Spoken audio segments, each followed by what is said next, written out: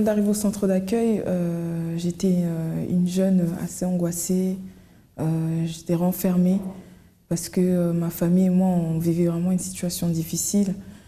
Mes parents ont quitté le pays pour venir ici en France pour chercher à s'en sortir.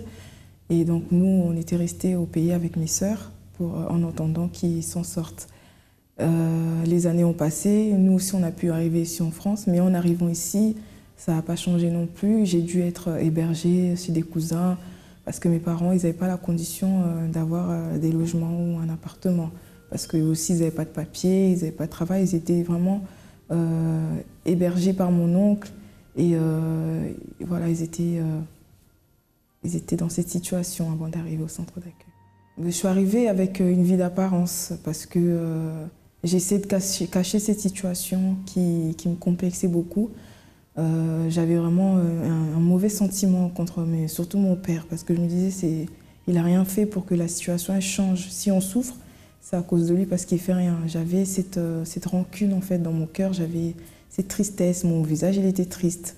Mais j'essaie de cacher avec les amis ou à l'école, j'essaie de cacher cette situation. On a été invité au centre d'accueil par une tante et depuis que je suis arrivée jusqu'à aujourd'hui, beaucoup de portes se sont ouvertes à travers la manifestation de la foi, les propos, à travers tout ce qu'on fait. On a eu vraiment un grand résultat. Déjà par rapport à mes études, j'ai pu finir mes études, j'ai trouvé un bon travail. Il y a quelques temps, j'ai fait un vœu avec Dieu. Je cherchais un bon travail parce que j'avais fini mes études, mais je ne trouvais pas de travail que je voulais. Donc j'ai fait un vœu avec Dieu, j'ai postulé dans une grande entreprise. Je n'avais même pas l'espoir d'être rappelée. Mais quelques temps après, j'ai été rappelée pour passer un entretien. Ça a été dur parce que j'ai dû passer 3 entretiens. Ils ne voulaient rien savoir. Et à la suite de ça, j'ai fait un vœu avec Dieu. J'ai dit, mon Dieu, c'est ici que je veux travailler. Même s'ils disent que je n'ai pas la capacité, que je n'ai pas l'expérience, c'est ici que je veux travailler. Donc j'ai fait un vœu, j'ai fait un propos personnel avec Dieu. J'ai dit, si tu m'ouvres les portes, la première dîme que je veux donner de ce travail sera non 10, mais 50% de ce que je veux recevoir. Et Dieu a ouvert les portes d'une manière qu'ils m'ont rappelé, ils m'ont dit, oui, on a besoin de vous, vous venez quand, vous voulez commencer quand. J'étais même étonnée, je disais, oui, mais ils m'ont dit, non, en fait, la personne qu'on voulait prendre, on ne la prend plus, vous voulez commencer quand le travail, donc c'est pour ça que je suis là. Donc c'est là que je travaille aujourd'hui dans une grande entreprise. On avait aussi un blocage justement par rapport au logement. Ça fait plusieurs années vraiment que ma famille et moi, on vit dans l'humiliation par rapport à ça. Ma famille et moi, on a connu l'expulsion. Un jour, la police elle a sonné, sortez de la maison. On ne savait plus où aller. Donc on a dû aller une fois encore chez la famille.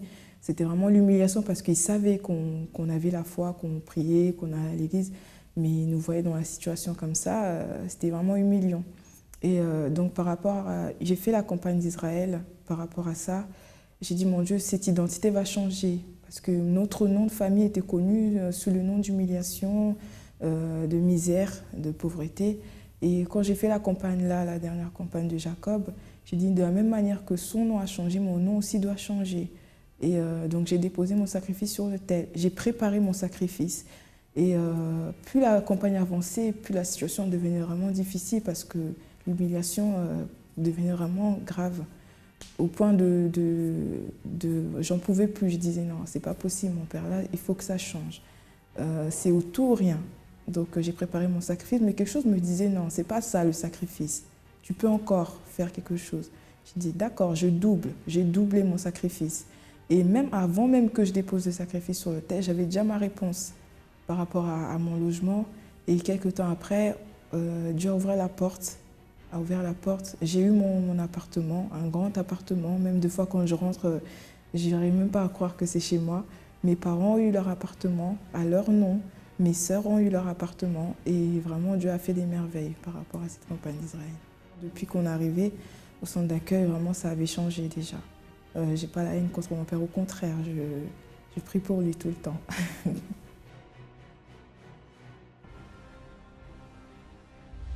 Bonjour à tous, soyez bienvenus à cette émission France en direct. Plus une fois, nous sommes ensemble. Nous sommes là pour présenter aussi des témoignages de personnes qui sont arrivées au centre d'accueil dans une vie difficile, détruite. et qu'à travers les chaînes de prière, sa vie a changé. J'ai ici avec moi aujourd'hui Bertrand. Bonjour Bertrand. Bonjour, évêque. Vous êtes au centre d'accueil depuis combien de temps? Ça va faire 2 ans ce mois-ci. 2 ans. Vous êtes venu au centre d'accueil seul, avec quelqu'un que vous a invité? Comment c'est passé? Je suis venu la première fois avec ma mère et ma sœur. On a été invités par un ami qui nous a donné l'adresse tout simplement du centre d'accueil. Mhm. Et dites-moi une chose, depuis que vous êtes au centre d'accueil, quelque chose a changé? Oui, on a vu tout de suite un résultat parce que ma sœur, à son arrivée, Ok, vous avez tout de suite des tout de résultats. suite vu un résultat. Oui. Ok, c'est ça que nous allons savoir d'ici à quelques moments. Maintenant, écoutez plus de témoignages. Vous avez sacrifié dans l'hôtel de Dieu vivant? Oui, j'ai sacrifié. Qu'est-ce qu'il a fait dans votre vie? Mais ma vie qui était à plat a commencé par décoller. Voilà. Vous étiez qui avant d'arriver au centre d'accueil? Comment était votre vie, votre situation? Ma situation, bon, j'étais dans un centre d'hébergement, je vivais avec les clochards. Voilà, et donc ça ne marchait pas. Je faisais des efforts, plus je faisais des efforts, plus c'était pire dans ma vie. J'avais même un surendettement, les huissiers me poursuivaient dans le centre d'hébergement. Et quand je suis venu ici... Vous étiez malade, non? Oui, j'ai été malade, oui. Et la sorcellerie qui a terrassé mon père dans un tourbillon de vent, à un carrefour, cette même sorcellerie, ils ont dirigé contre moi. J'étais paralysé d'un côté. Vous habitez dans la rue, pratiquement, comme un clochard, et votre vie aujourd'hui? Aujourd'hui, bon, je suis chef d'entreprise, j'emploie entre 15 et 20 salariés. Voilà. Amen. Grâce à Dieu. Les résultats, Dieu a répondu. Amen. Madame, vous qui avez sacrifié beaucoup, maintenant? Maintenant, ma vie est restaurée, j'ai plus de maladies. Moi qui dormais pas la nuit maintenant. Vous devez faire une opération qui allait vous inutiliser pratiquement dans le sens de femme, n'est-ce pas? Oui. Et vous avez d'autres problèmes? Oui, je pouvais marcher dans la rue comme ça, je me bloquais le dos. Assise, je me bloquais le dos.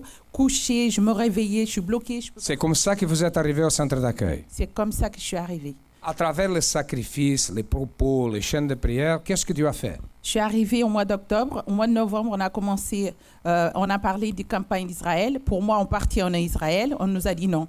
C'est le sacrifice. J'ai demandé au pasteur qui m'a expliqué qu'il fallait. Moi, j'avais déjà pris mon enveloppe. J'ai dit, si ces gens que j'entends, Dieu a transformé leur vie, la mienne aussi. Qu'est-ce que Dieu a fait dans votre vie? Dieu a restauré donc ma santé. J'ai plus été opérée de tout ce que les médecins voulaient. J'ai été divorcée, j'ai rencontré un super mari où je me suis mariée. J'ai eu... Vous fréquentez l'église? Oui. Actuellement? Ah oui, il donne sa dîme, il fait campagne d'Israël et tout. Okay. La vie financière? La vie financière aussi. Le diable a beaucoup volé mon argent où je ne pouvais même pas m'acheter ce que j'avais besoin. Aujourd'hui, j'ai une entreprise qui prospère. J'ai des gens qui travaillent pour moi. Ok. Dieu a répondu. Oscar, qu'est-ce qui s'est passé?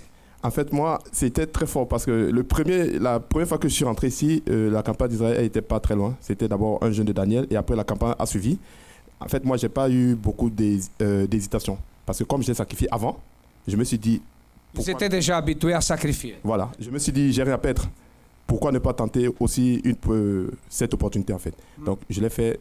Qu'est-ce que Dieu a fait? En fait, j'ai eu mon titre de séjour par la personne que j'attendais le moins possible. J'ai eu mon titre de séjour par, en fait, la personne qui m'en voulait, qui était mon ennemi. Et c'est elle qui est partie défendre ma cause à la préfecture. Et en vous, qu'est-ce que Dieu a fait en vous? Dieu m'a complètement transformé. Parce qu'avant d'arriver au centre d'accueil, pour ceux qui ont écouté... Vous étiez un trompeur? J'étais un escroc. Un escroc. Il était un escroc. Il peut dire ça aujourd'hui parce qu'il n'est plus. Amen. Dès qu'il a commencé à sacrifier dans l'autel de Dieu vivant, il a changé là une autre personne. Aujourd'hui, Dieu me donne des victoires au fur et à mesure. Par exemple, il y a un mois, j'ai eu un contrat de CDI dans un hôtel luxueux. Ce que j'ai toujours rêvé avant, même quand je n'avais pas de papier. Je travaillais dans des hôtels, mais avec des papiers des gens. Aujourd'hui, je fais une démarche, ça marche. J'arrive quelque part, on dirait qu'on m'attend là-bas. Je me demande, mais qu'est-ce qui se passe? Les portes sont ouvertes. Bertrand, comment était votre vie avant? Avant de connaître le centre d'accueil, ma vie était totalement détruite, évêque. Parce que, tout d'abord, je suis issu d'une famille qui pratique beaucoup la sorcellerie. Et il y avait des dégâts au sein de Vous la famille. pratiquez aussi la sorcellerie? Non, Non. c'est mon père qui pratiquait beaucoup. Il sacrifiait beaucoup pour le diable. Mhm. Et donc, par rapport à ça, il y avait beaucoup de malades, il y avait des vies bloquées. Moi, par exemple, ma vie professionnelle était totalement bloquée. Mhm. Ma sœur était gravement malade, ma mère aussi. Ça veut dire que vous étiez malade aussi? Non, C'est votre non, mère? C'est ma mère qui était malade et ma sœur Et vous, aussi. quel était le problème? De Moi, vice ou d'autres? C'était vraiment la vie professionnelle. La vie professionnelle parce que j'ai fait des études, j'ai même fait une école de commerce, mais je n'arrivais pas à obtenir un seul emploi. Rien ne marchait. Rien ne marchait. Bon, d'ici à quelques moments, nous allons savoir qu'est-ce que Dieu a fait dans sa vie. Sa vie ne marchait pas, sa mère était malade, sa famille, son père, pratiquait la sorcellerie et il avait un blocage dans sa vie financière. Et je vais poser une autre question. Est-ce que vous croyez en Dieu avant? Bien sûr. Avant de connaître le centre d'accueil, je priais beaucoup, je jeûnais. Mais, Vous participez d'une autre dénomination? Oui, en effet. Vous étiez catholique? J'étais catholique, oui. Vous étiez catholique? J'étais catholique. Vous croyez en Dieu? Je croyais en Dieu, oui. Quand vous aviez des difficultés, vous priez, n'est-ce pas? Exactement. Mais la vie ne changeait pas. OK. La vie ne changeait pas même s'il croyait en Dieu. Mais qu'est-ce qui s'est passé après qu'il a commencé à participer au centre d'accueil? Après ce témoignage, nous allons savoir. La situation de votre vie, elle était comment? J'étais licenciée en fait. Donc je n'avais pas de travail. Et j'ai demandé à Dieu qu'il fallait que je trouve le travail avant le mois de septembre. On était comme ça au mois de mars. Et du coup, il y a eu le propos de l'ancien double. Donc c'était par rapport à la dîme, où il fallait le salaire que tu veux recevoir, tu donnes la dîme de ce salaire-là. Donc j'ai participé au propos.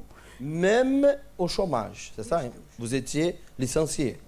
Et vous avez mis Dieu à l'épreuve en donnant la dîme double, en réalité, en donnant la dîme de ce que vous désirez gagner. Oui.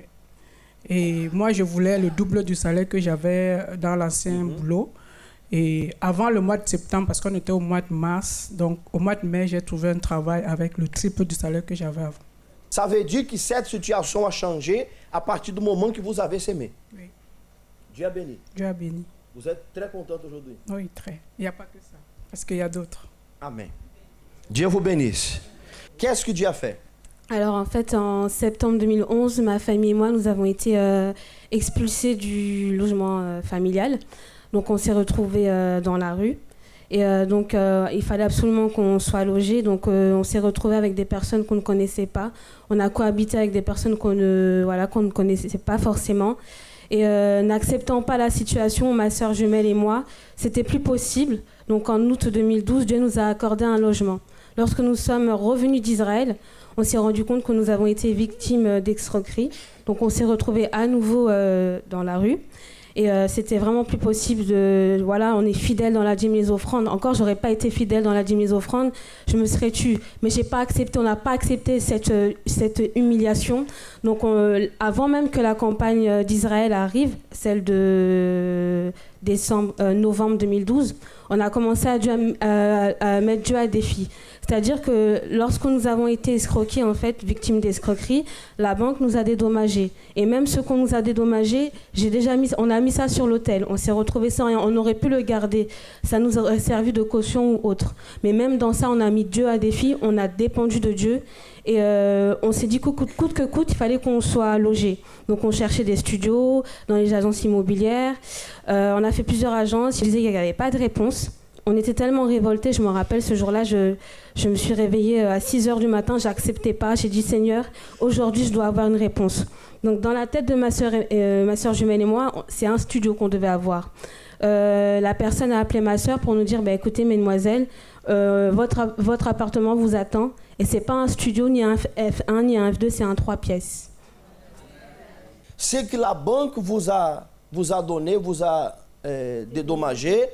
Vous avez mis Dieu à l'épreuve sur l'autel. C'est exactement ça, peu importe. Ça a été facile? Pas du tout. Aujourd'hui, ça va. Très bien. Dieu vous bénisse. La situation de votre vie était comment? C'est un peu chaotique parce que j'étais en train de chercher mon contrat de professionnalisation. Un employeur. En fait, j'avais déjà l'école, mais je n'avais pas d'employeur. Et donc, ce qui fait qu'avec ma conseillère, elle m'a proposé quelque chose. Au départ, je ne voulais pas. Mais après, je me suis dit, mais c'est quelque chose que je veux bien faire, c'était de la vente. Et par après, elle m'a montré une école, en fait, elle m'a envoyé à une école. Je suis allée à l'école et à l'école, ils m'ont dit qu'il y avait déjà l'employeur. Et ce qui fait qu'ils m'ont dit que je devais passer des tests. J'ai passé des tests et j'ai eu la moitié, c'était sur 70 et j'avais eu 50. Et la dame avec qui j'ai parlé, elle m'a dit que c'était bon pour moi et tout, que je ne devais pas m'inquiéter.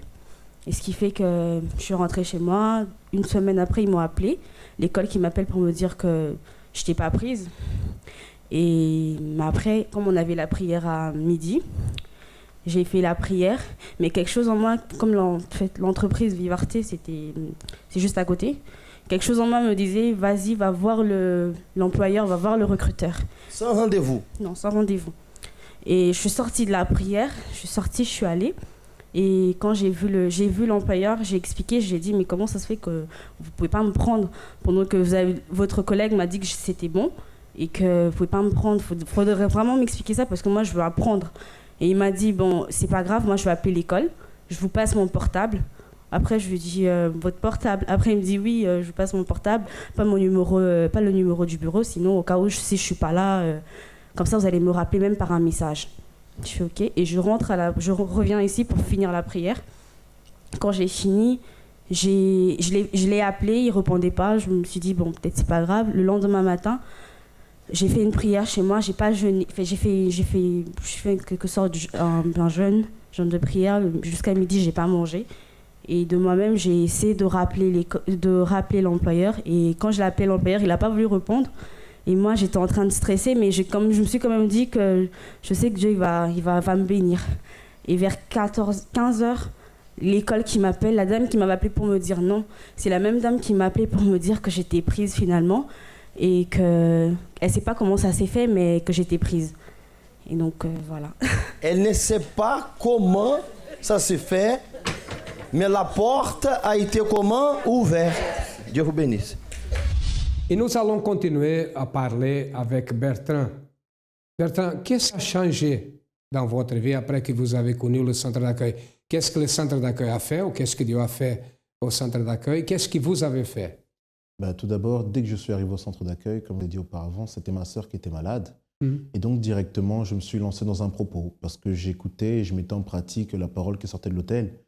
Et donc, j'ai décidé de jeûner et de sacrifier certaines choses que j'aimais dans le monde, de sacrifier cela pour changer la situation.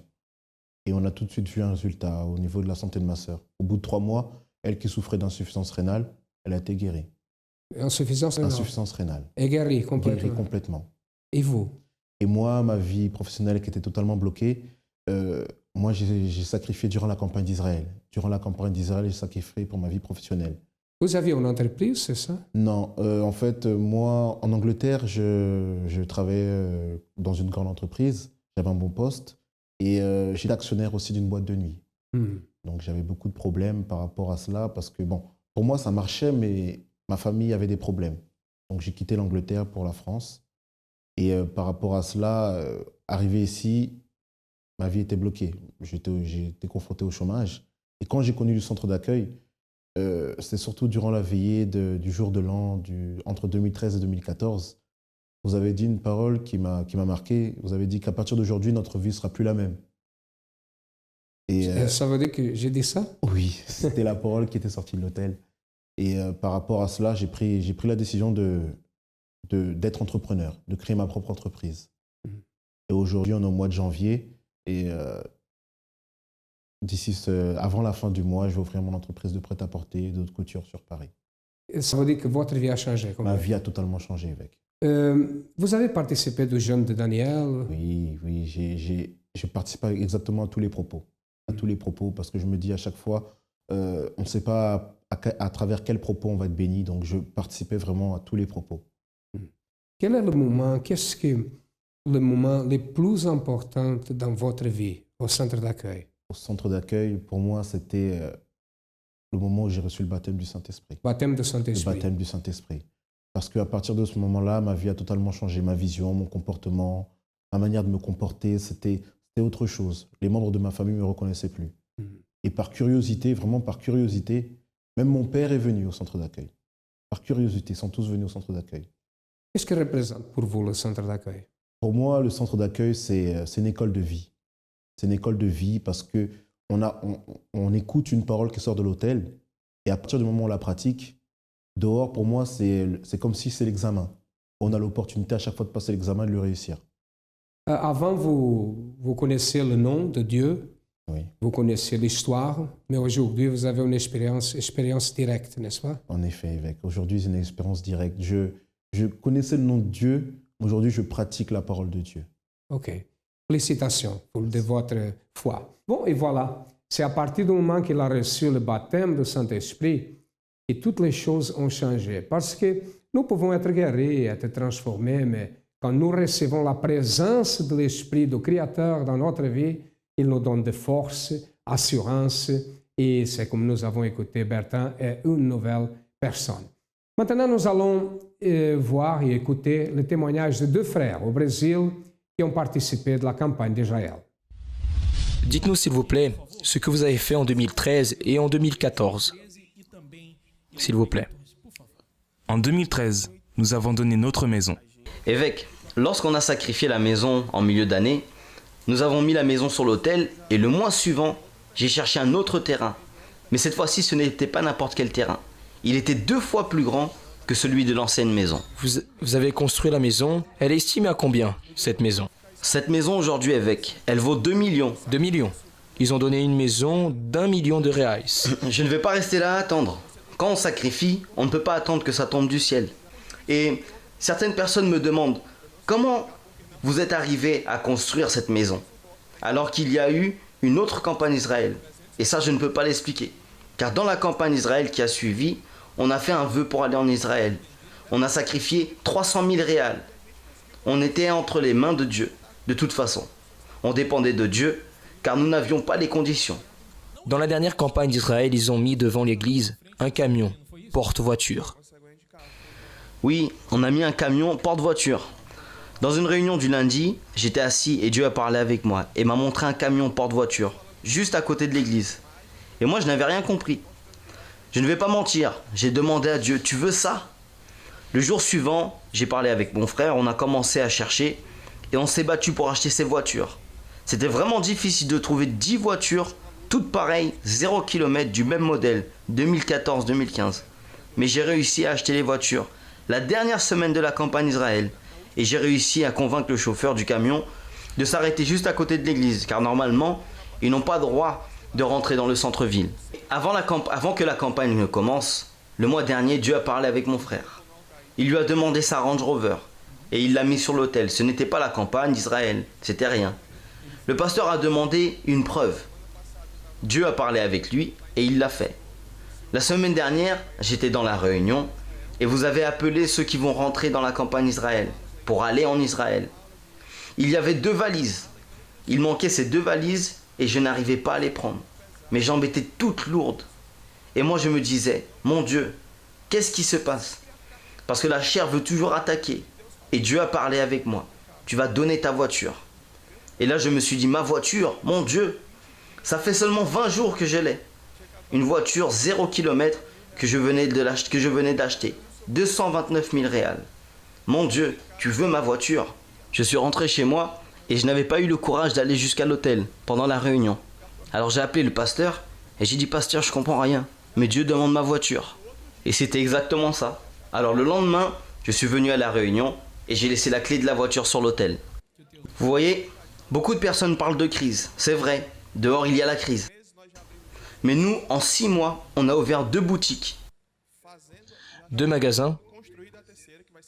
Et nous sommes en train de construire la 3e, qui va être inaugurée en janvier. En ce temps de crise, tout le monde nous prend pour des fous, car on a ouvert presque 3 boutiques en 6 mois. En dehors de tout ça, on est aussi des fournisseurs. Vous êtes de grands fournisseurs.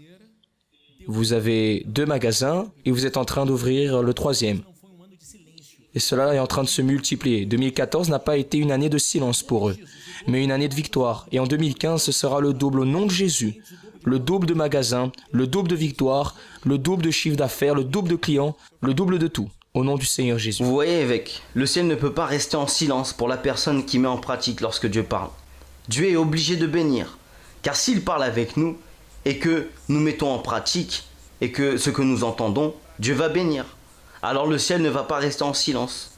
Nous, en 5 ans ici à l'église, et jusqu'à aujourd'hui, on a sacrifié. On ne demande rien à Dieu. On ne demande absolument rien. On ne dit pas « je suis en train de donner ça et je veux ça ». Non, on sacrifie et on laisse tout entre ses mains. Mais pourquoi? Car ils ne font pas de silence sur l'autel. Ça va exploser. Dieu vous bénisse. Voilà, maintenant c'est votre foi. Parce que nous avons passé ici des témoignages, Bertrand a rendu son témoignage, son histoire. Nous avons vu des gens qui ont participé de la campagne d'Israël, à prospérer, des personnes qui ont été guéries, ont été transformées. Et vous, quelle est la situation difficile qui est dans votre vie? Voulez-vous que nous vous aidons? Avez-vous besoin de notre aide? Nous sommes situés au 254 de la rue du Faubourg Saint-Martin, au 10e arrondissement à Paris, notre siège du centre d'accueil. Il y a d'autres adresses qui passent dans votre ordinateur, dans votre téléviseur. Si vous avez besoin de notre aide, comme j'ai posé la question avant, nous sommes là pour vous aider. Cherchez le centre d'accueil le plus proche. À demain et que Dieu vous bénisse à tous abondamment.